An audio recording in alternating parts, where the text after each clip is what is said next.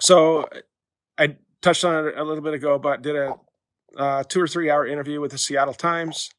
Hopefully they will not slant things the way that they do sometimes in the media. But we had a good conversation over a cup of coffee and a glass of ice water, then walked around Republic, talked about the views of me and what Jay Inslee thinks is right, what I think is right. The biggest thing is the rule of law, the Constitution, which is supposed to be the rule book for our government, right? The Constitution was written by the founders. Washington State Constitution was written by the founders of Washington State. When they decided to form the state, they wrote up the rule book. And I talked to the reporter from the Seattle Times, Jim Bruner, about when our government follows the rule of law and stays within the confines of the Constitution, then everyone is protected equally. Doesn't matter your skin color, doesn't matter your age, doesn't matter your race, your income, your education, or what you do for a living. Everyone is protected equally. And that's why we're getting so much Democrat support. Democrats are coming to the meet and greets. Democrats are emailing the campaign. They're telling me that they're voting for a Republican for the first time in their life because they see what's happening when we have a governor that acts outside the confines of the Constitution and the rule book. You know, the way I look at it is government, and I think one of the founders said this. I've read a lot about our founders, so I don't have the exact quote, but this is not something that I made up, so I'm not plagiarizing. I just don't know which person said this, but government is like fire. You know, if you have a fire in your home and it's contained within your fireplace, then it can heat your home, provide comfort for your family. You can cook food on it. But if it gets outside the boundaries of your fireplace, it can consume your home. It can consume you. It can kill you and take everything that you have. The same is with government. When government stays within the confines of that fireplace, which is the Constitution, the rule book, then it serves a useful purpose. But when it gets outside of those boundaries, then it can be very destructive. And Democrats, not just conservatives, but Democrats are seeing what happens when we have a governor that acts outside of that boundary, that rule book. You know, Jay Inslee is just picking winners and losers. He's deciding who's going to work and who's not. People are not protected equally.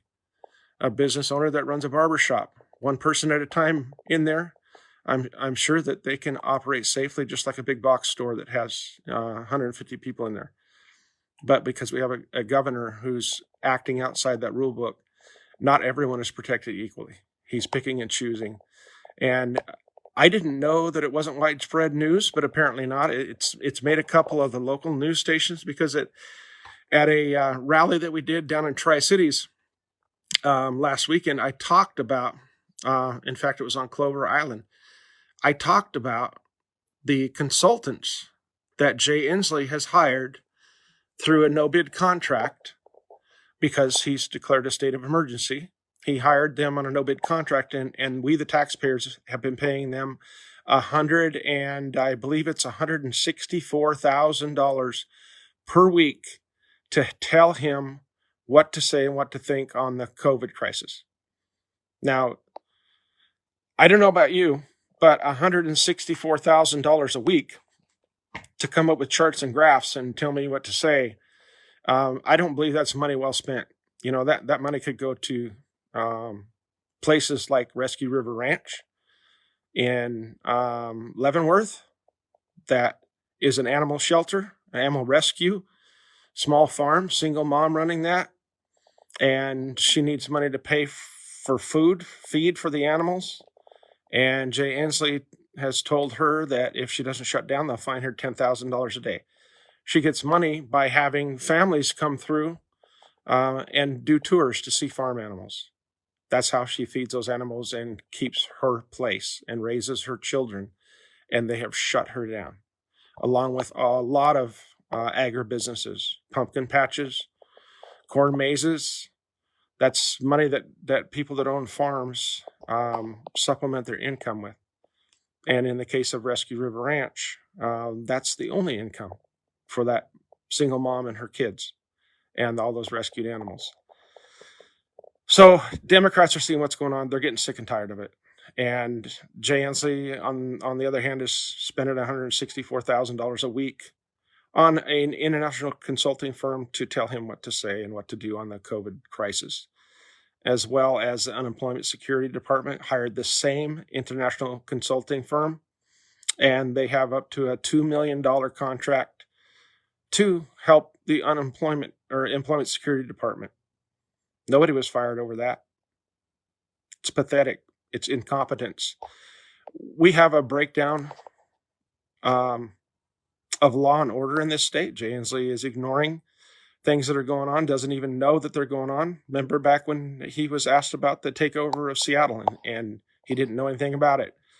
Well, these fires that are burning all over our state right now, Jay Inslee was asked at a press conference or by the press earlier today about the fires that are going on and the 1-year-old baby that died from the fire. He didn't know anything about it. So he's paying high-priced consultants $164,000 a week. He doesn't even know that a baby died in a fire. I do. I know. Because I care.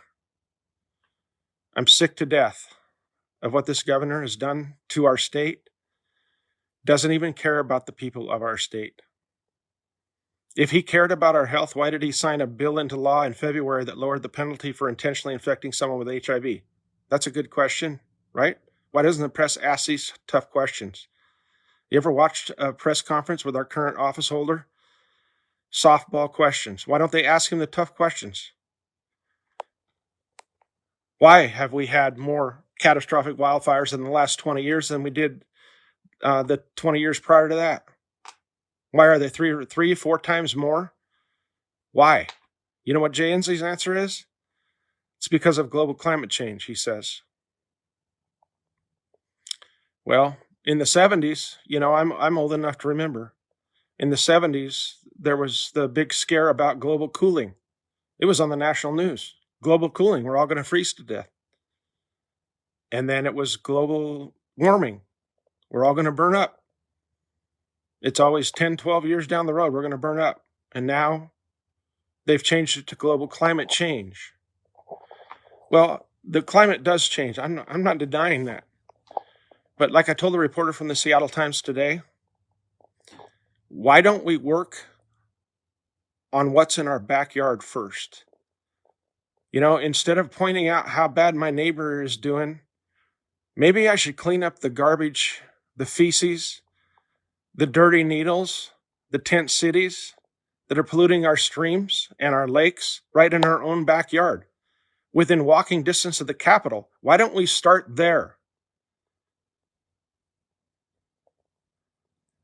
No, they want to implement high tax schemes and put businesses out of business instead of taking care of what's right in front of them.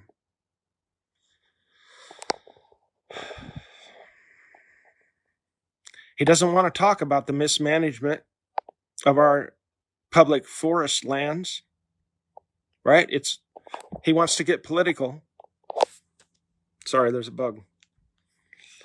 He wants to get all political and talk about the climate all the time. He took his agenda on the road for about a year all across the United States. And his agenda, his ideas were rejected by Democrats nationwide. He came back to Washington with his tail between his legs and decided to run for governor again because Democrats all across this nation rejected him and sent him home with an asterisk % of support. And now I guess Washington State is his consolation prize. Why doesn't he talk about the mismanagement of our public lands that's been going on for decades? Why not? Because it doesn't fit the agenda, because it would shine a light on his incompetence. as a leader of the executive branch of the state government. We used to log and replant, thin, clean up the carbon on the forest floor when we're done, but we don't anymore. Wildfires are started in two ways: by man or by lightning. That's pretty much it. They're man-made or lightning caused.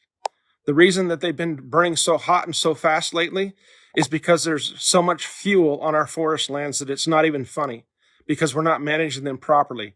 And when a fire does start, they burn hot, they burn fast, they kill people, they kill firefighters, they kill livestock and wildlife. There's about 600,000 acres of Washington lands on fire right now, or have been burned. 600,000 acres in just the last few days.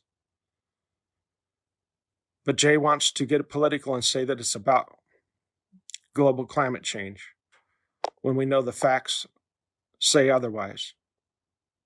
When we used to manage our forest lands, there were forest fires for sure, but they were manageable, a lot more manageable than they have been, because we took care of our forest lands. It's just incompetence, and I'm sick and tired of it. These are preventable tragedies. There's a young mom and dad that were over in Okanagan County visiting their property for the weekend, and a fire caught up to them, and they tried to escape. Their vehicle was found burnt and crashed, and a search was underway, and they found this young mom and dad severely burnt by the river. Their 1-year-old baby didn't make it.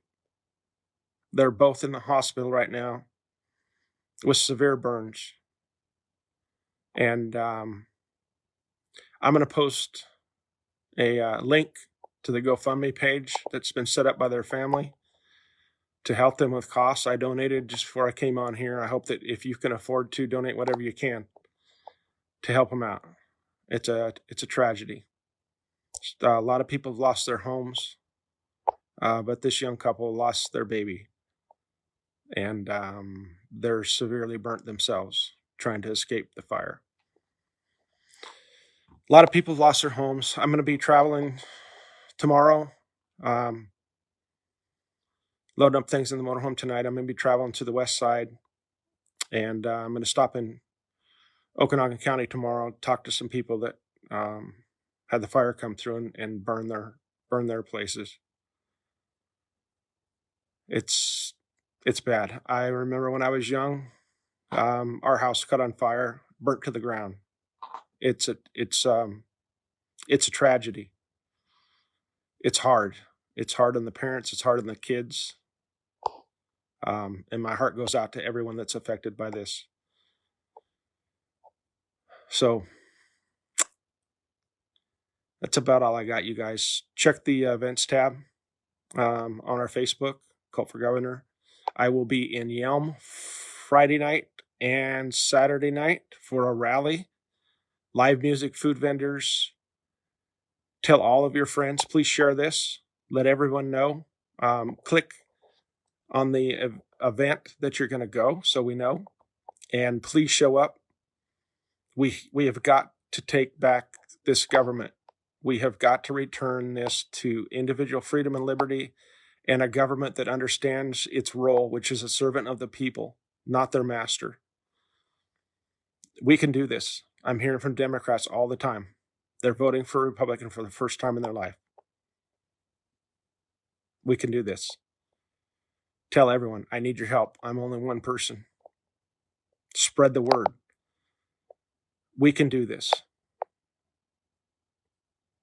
Thank you, guys.